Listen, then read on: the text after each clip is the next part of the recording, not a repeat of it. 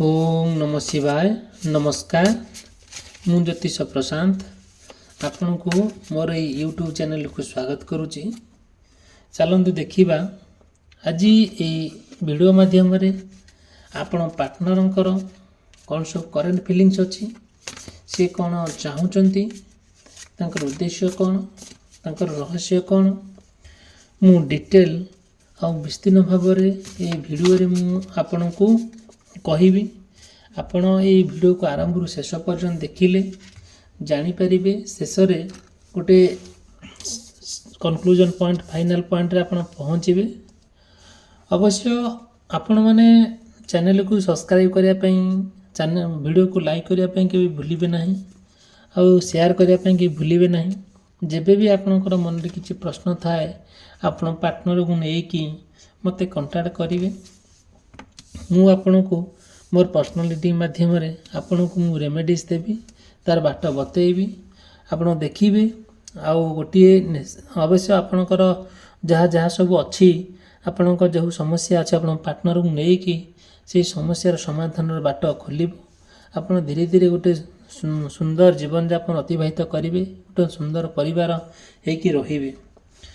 मु आपण को एतिक रिक्वेस्ट करी कहूँ आपण मैंने चैनल को सब्सक्राइब करेंगे। मु प्रत्येक दिन आपण वीडियो बनाए अपलोड करे।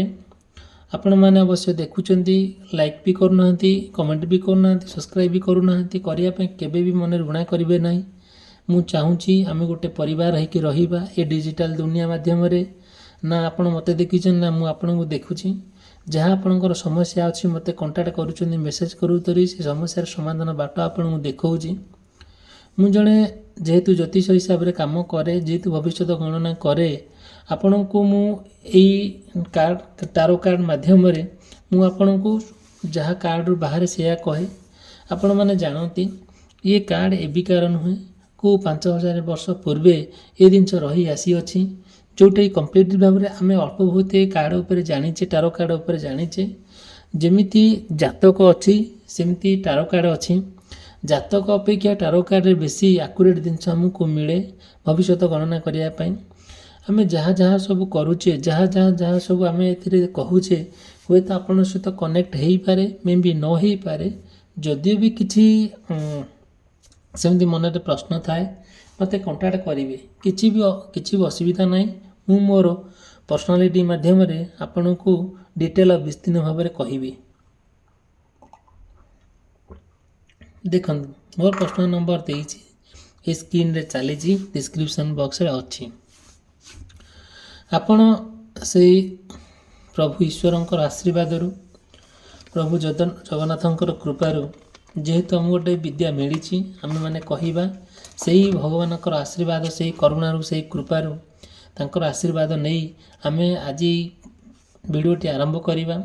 आपण मैंने देखी सत जानवे आर शेष पर्यंत देखिले गोटे कनक्लूजन पॉइंट रे पहुँचे। फास्ट कहबी जदिओ आपण कि आपण पार्टनरंकर मेष राशि, वृष राशि, मिथुन राशि, कर्कट राशि, सिंह राशि, कन्या राशि, तुला राशि, बिच्छा राशि, धनु राशि, मकर राशि, कुंभ राशि एवं मीन राशि होता है। देखिए यही राशि व्यक्ति विशेष मानक कहूँ जदिओ भी आप जानी भी पारना आप राशि कौन सीटा आप जानीपर किसी भी आदि किसी बड़ कथा नुहे। आउ बार बार आपण पार्टनर को लेकिन आप हारी जाउचंती, सक्सेसफुल हो पारना, गोटे विफलता दिगरे आप गति करुचंती। सब बेले ना आपण पार्टनर ना आपण को से केबे शांति रखी दउचंती ना से निजे शांति रहउचंती। से सब बेले ना माने माने पर कथार परिचालित हो कि आपण पार्टनर आपण गोटे से इग्नोर करुचंती, अवहेला करुचंती। जितेबाला सी किसी भाभी पारना आपण सहित कौन व्यवहार करेंगे, भारी कदर्य व्यवहार कर निम्नमान चिंताधारा मुंडे पशुची। गोटे सुंदर संपर्क भितर आपण रही आसुले आ जोटा कि कम्प्लीटली भाव में परस्पर को जानी, परस्पर को बहुत भल पाउले।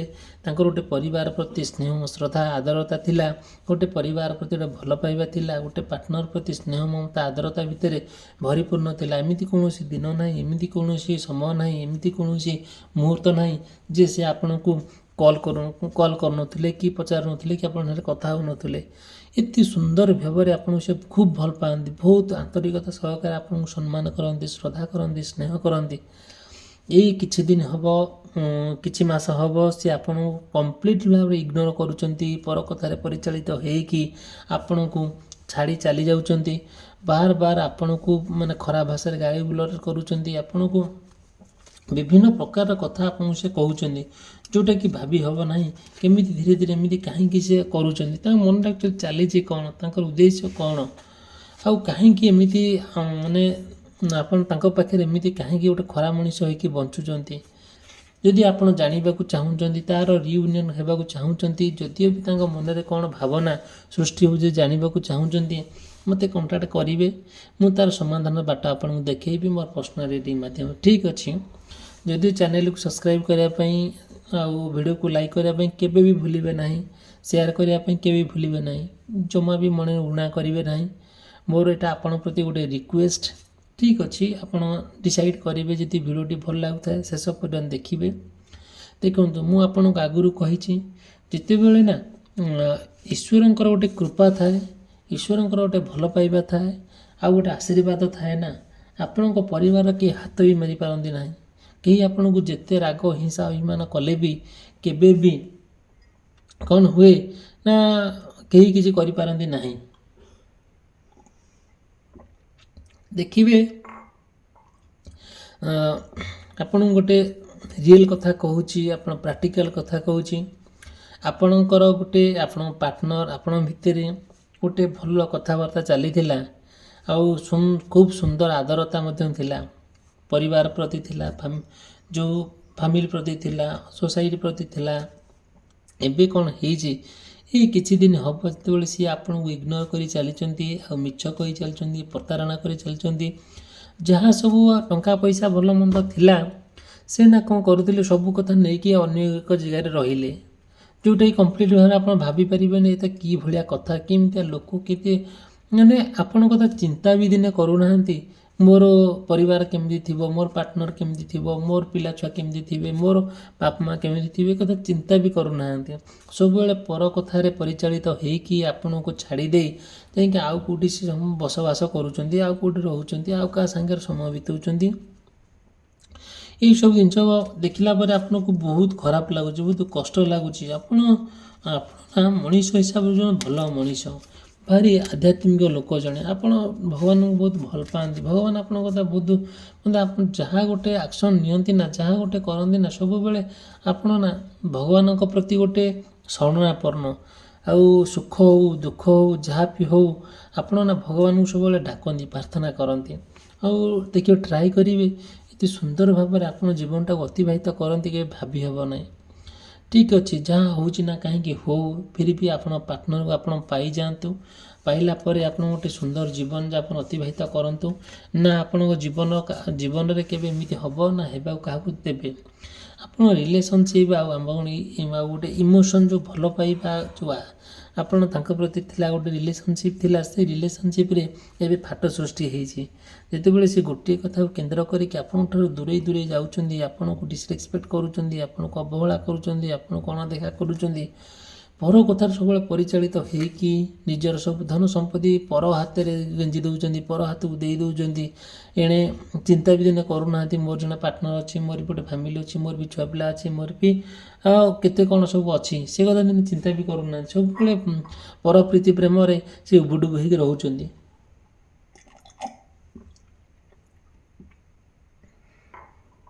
କାହିଁକି ଏମିତି କରୁଛନ୍ତି? ଆପଣ ସବୁବେଳେ ଚାହୁଁଛନ୍ତି ଜାଣିବାକୁ, ଆଉ ଆପଣ ଯେତେ ବୁଝେଇଲେ ବି ସେ ବୁଝିପାରୁନାହାନ୍ତି। ସବୁବେଳେ ନା ଗୋଟେ କେମିତି ଗୋଟେ ସତେ ଯେମିତି ଗୋଟେ ଘର ଭିତରେ ରହିଲା ପରେ, ଗୋଟେ ପଞ୍ଚୁରୀରେ ରହିଲା ପରେ ଏସବୁ ଜିନିଷ ଆପଣଙ୍କୁ ଲାଗୁଛି, ଯେମିତି ସେ ଏମିତି ଅନ୍ୟ କାହା କଥାରେ ଗୋଟେ ପରିଚାଳିତ ହେଉଛନ୍ତି, ଯେଉଁଟାକି କମ୍ପ୍ଲିଟଲି ଭାବରେ ଆପଣଙ୍କୁ ସେ ଜିନିଷ ଦେଖିଲେ ଏତେ ଇରିଟେଟ୍ ଲାଗୁଛି, ଏତେ ଫ୍ରଷ୍ଟ୍ରେସନ୍ ଲାଗୁଛି, ଏତେ ବେକାର ଲାଗୁଛି, ଜୀବନଟା ଖାଲି ହାହାକାର ଲାଗୁଛି, ନୈରାଶ୍ୟବାଦ ଆପଣଙ୍କୁ ଫିଲ୍ ହେଉଛି, ଯେଉଁଟାକି ଭାବିପାରିବେ ନାହିଁ ଦୁନିଆରେ ଏତେ ଭଲ ମଣିଷ ଏତେ ଖରାପ ଆଡ଼କୁ ଗତି କଲା କେମିତି, କାହିଁକି ଏମିତି ହେଲା। ସତରେ କ'ଣ ସତରେ ତାଙ୍କୁ କିଏ ବ୍ଲାକ୍ ମ୍ୟାଜିକ୍ କରିଦେଇଛି, ସତରେ ତାଙ୍କୁ ଗୁଣିଗାରେଡ଼ି କରିଦେଇଛି, ଏଇସବୁ ଜିନିଷ ପ୍ରତି କାହିଁକି ସେ ଏମିତି କରୁଛନ୍ତି? ଦେଖନ୍ତୁ, ଆପଣ କେବେ ବି ଭୁଲିବେ ନାହିଁ ମୋ ଚ୍ୟାନେଲ୍ ସବସ୍କ୍ରାଇବ୍ କରିବା ପାଇଁ। ଆପଣଙ୍କୁ ମୁଁ ରିକ୍ୱେଷ୍ଟ କରି କହୁଛି, ଆପଣ ମୋ ଭିଡ଼ିଓ ଦେଖୁଛନ୍ତି, ଲାଇକ୍ କରିବା ପାଇଁ, ସବସ୍କ୍ରାଇବ୍ କରିବା ପାଇଁ, କମେଣ୍ଟ କରି କେବେ ବି ଭୁଲିବେ ନାହିଁ।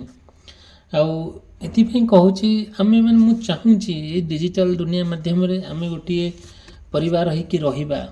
କାହାର ବି ଅସୁବିଧା ହେଲେ, ଏମିତି ସମସ୍ୟା ହେଲେ ମୁଁ ଆପଣଙ୍କୁ ହେଲ୍ପ କରିବି, ଆପଣଙ୍କୁ ପ୍ରତିଶ୍ରୁତି ଦେଉଛି। ଆଉ ଦେଖିବେ, ଆପଣଙ୍କର ଯାହା ବି ସମସ୍ୟା ଅଛି ମୋତେ ଥରେ କଲ୍ କରନ୍ତୁ ନା, ଆପଣ ମୋ ସହିତ କଥା ହୁଅନ୍ତୁ ନା। ଦେଖିବେ ଯାହା ସମସ୍ୟା ଅଛି ସମାଧାନର ବାଟ କେମିତି ଧୀରେ ଧୀରେ ମୁଁ ଆପଣଙ୍କୁ ଦେଖାଇଦେବି।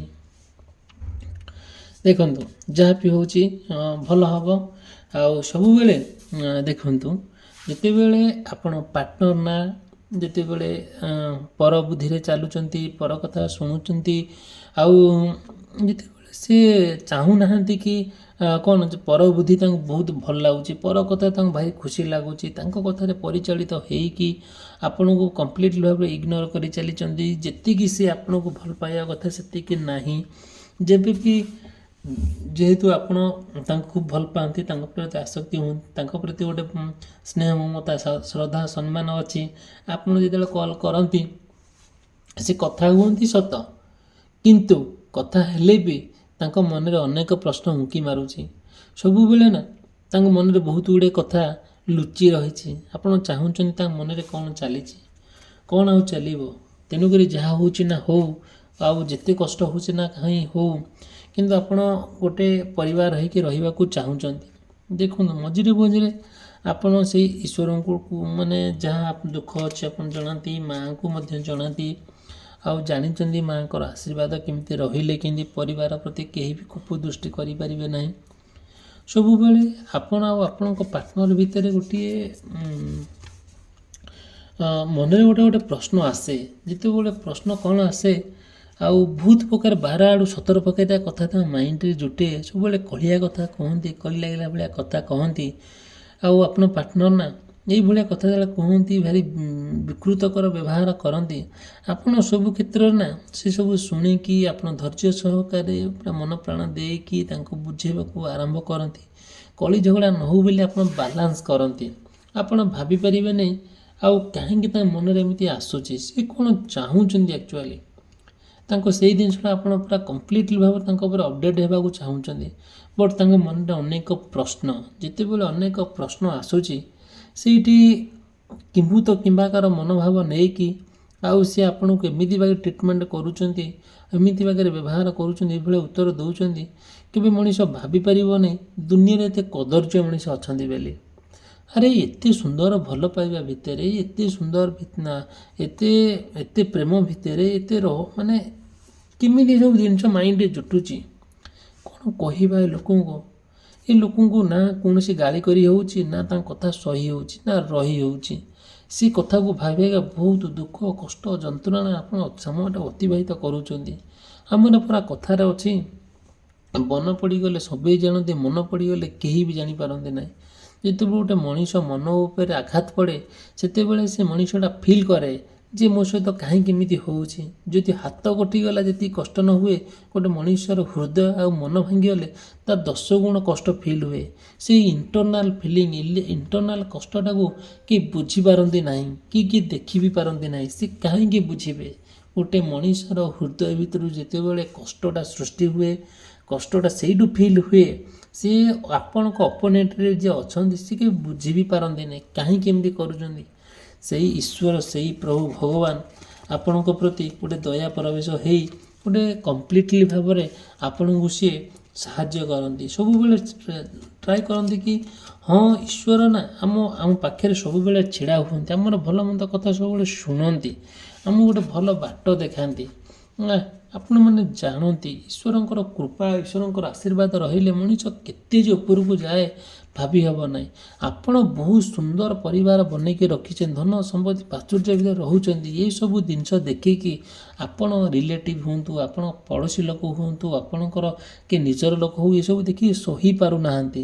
ସବୁବେଳେ ନା ଅସ୍ତବ୍ୟସ୍ତ ହୋଇଯାଉଛନ୍ତି। କେମିତି ସେ ଧନ ସମ୍ପତ୍ତି କଲା, କେଉଁଠୁ ଚୋରି କରିକି ଆଣିଲା ଭାରି, କେଉଁ ଟାଉଟରି କରିକି ଆଣିଲା ଭାରି, ସବୁବେଳେ ନିନ୍ଦା ଅପମାନ ବଦନାମୀରେ ଆପଣଙ୍କୁ ଏମିତି ପ୍ରକାର କରିଦିଅନ୍ତି ଯେ ଆପଣ ଭାବିପାରିବେନି ଦୁନିଆରେ ଏତେ ଏତେ ଅସାମାଜିକ ଲୋକ ସବୁ ଅଛନ୍ତି।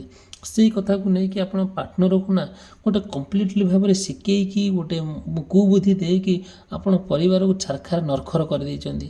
ଦେଖନ୍ତୁ, ଯଦି ଭିଡ଼ିଓଟି ଭଲ ଲାଗୁଥାଏ ଭିଡ଼ିଓକୁ ଲାଇକ୍ କରିବେ, ଚ୍ୟାନେଲକୁ ସବସ୍କ୍ରାଇବ୍ କରିବେ। ଆଉ ଯଦି ବି କିଛି ମନରେ ପ୍ରଶ୍ନ ଥାଏ ମୋତେ କଣ୍ଟାକ୍ଟ କରିବେ, ମୁଁ ଆପଣଙ୍କୁ କମ୍ପ୍ଲିଟଲି ଭାବରେ ହେଲ୍ପ କରିବି। ଭିଡ଼ିଓଟି ଏଠି ସମାପ୍ତ କଲି। ରହିଲି, ଧନ୍ୟବାଦ, ନମସ୍କାର।